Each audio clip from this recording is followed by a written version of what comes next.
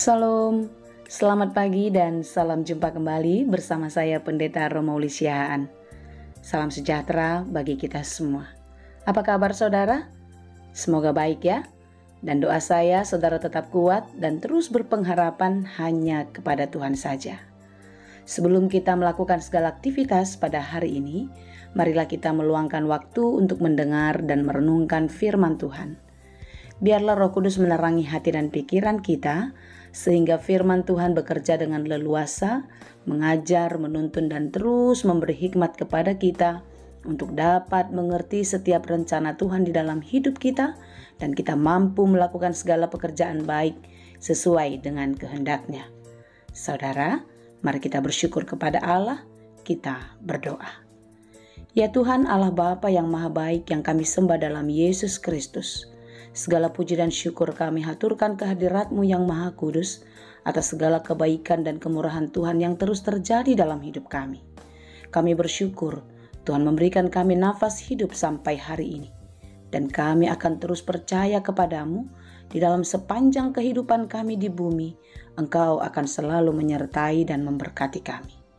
Tuhan ajarilah kami untuk dapat melakukan hal-hal baik yang berkenan kepadamu, dan tentu semuanya di dalam pimpinan Roh Kudus di dalam firman Tuhan.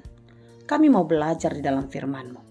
Bukalah hati kami, terangilah pikiran kami, dan biarlah firman-Mu boleh menuntun kami untuk menjadi lebih baik seperti yang Engkau kehendaki. Berfirmanlah Engkau ya Tuhan, sebab kami telah siap mendengar.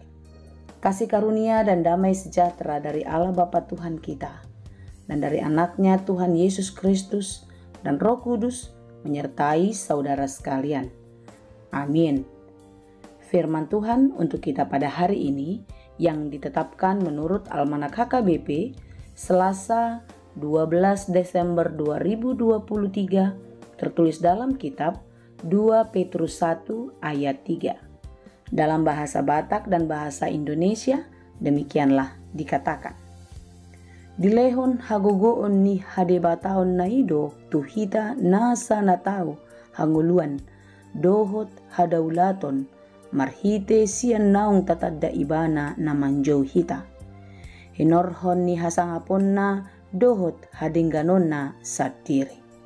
Karena kuasa ilahinya telah menganugerahkan kepada kita segala sesuatu yang berguna untuk hidup yang saleh oleh pengenalan kita akan Dia yang telah memanggil kita oleh kuasa-Nya yang mulia dan ajaib. Demikianlah pembacaan firman Tuhan.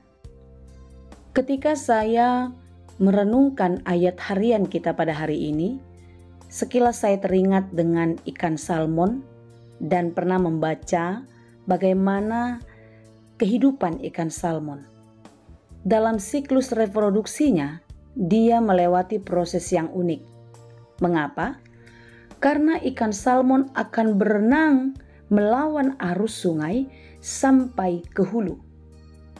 Karena apa? Karena di hulu sungai, oksigen sangat baik untuk ikan salmon menelurkan telur-telurnya.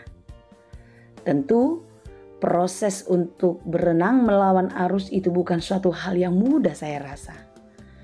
Tetapi bagaimana proses ini harus dilewati sehingga ikan salmon boleh melahirkan telur dan akan melahirkan kehidupan yang baru. Saudara-saudara yang dikasihi Tuhan, apa yang mau saya sampaikan melalui kisah hidup ikan salmon itu?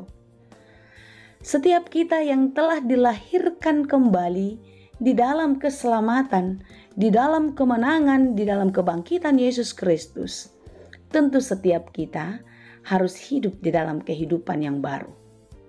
Tentu di dalam hidup kehidupan yang baru, kita akan melewati proses yang tidak mudah. Terkadang kita memang harus berjalan melawan arus, karena ketika kita mengikuti arus dunia, maka kita akan binasa. Saudara-saudara yang dikasihi Tuhan, Yesus Kristus datang ke dunia untuk membawa kita kepada keselamatan yang kekal. Kematian dan kebangkitan Yesus Kristus adalah pengorbanan yang besar sebagai jalan untuk menebus kita dari perbudakan dosa.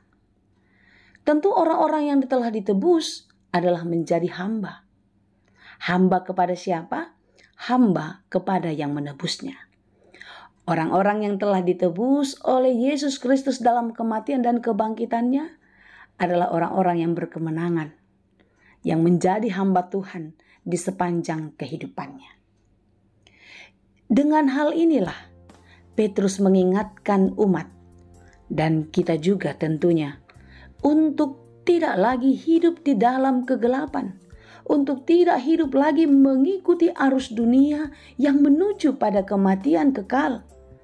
Tetapi setiap orang yang telah ditebus tentu harus hidup di dalam kekudusan, hidup di dalam kebenaran, sebagaimana Yesus Kristus yang kudus yang datang menebus kita dan telah menjadikan kita anaknya. Saudara-saudara yang dikasihi Tuhan Yesus Kristus, kita adalah orang-orang yang telah ditebus. Tentu kita harus hidup terus bertumbuh di dalam iman kepada Yesus Kristus. Tentu iman kita tidak boleh mundur.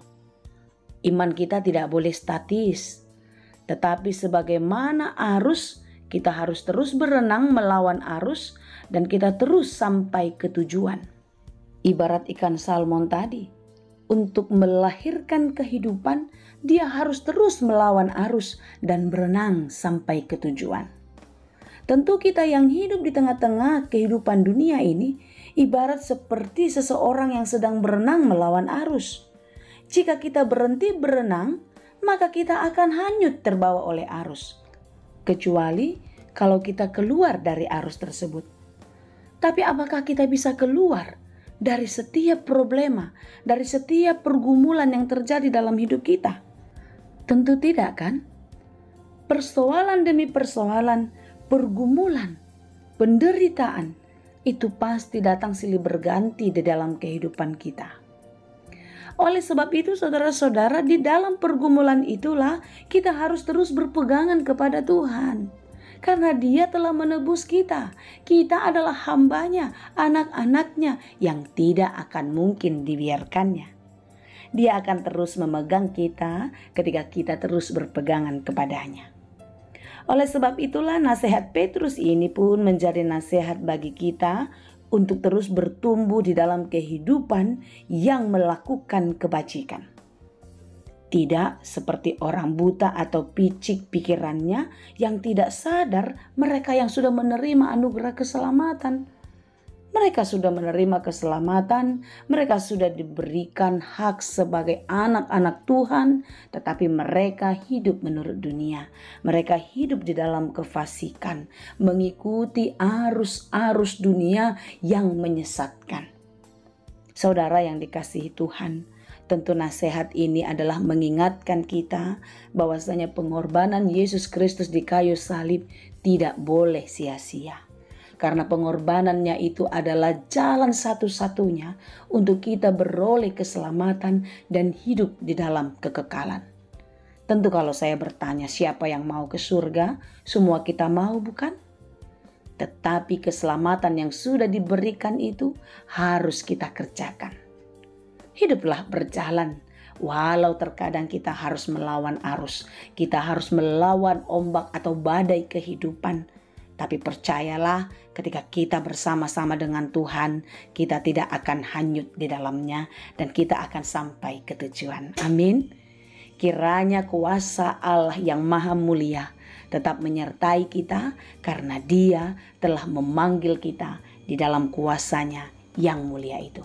Tuhan Yesus memberkati kita. Amin. Terima kasih Tuhan untuk firman-Mu. Mampukan kami untuk terus berjalan seperti yang Engkau kehendaki. Sekalipun gelombang dunia, badai kehidupan sangat kencang menerpa hidup kami. Tetapi sebagai anak-anak Tuhan yang telah ditebus di dalam kematian dan kebangkitan Yesus Kristus, kami tidak akan takut. Karena kami akan beroleh keselamatan dan kami akan mendapat piala kemenangan. Terima kasih Bapa, kami serahkan hidup kami hari ini dan untuk selamanya ke dalam tangan pengasihan-Mu saja. Hanya di dalam Yesus kami berdoa. Anugerah Tuhan kita Yesus Kristus, kasih karunia Allah Bapa, dan persekutuan Roh Kudus itulah kiranya yang menyertai dan memberkati kamu sekalian.